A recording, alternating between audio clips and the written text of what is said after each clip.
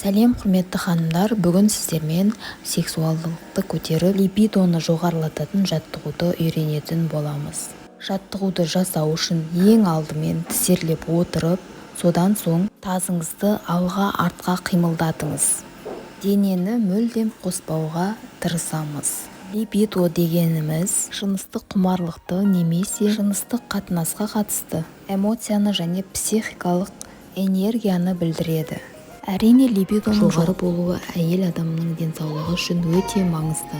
Либидоны көтерудің ең маңызды және ең тиімді тәсілі осы жаттығу болып табылады. Бұл жаттығуды күніне 5-10 минут жасасаңыз, нәтижесін бір аптада байқайтын боласыз.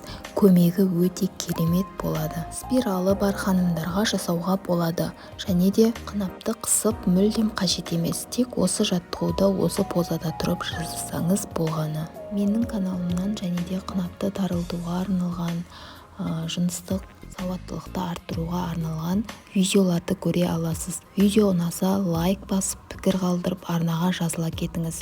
Назарларыңызға рахмет.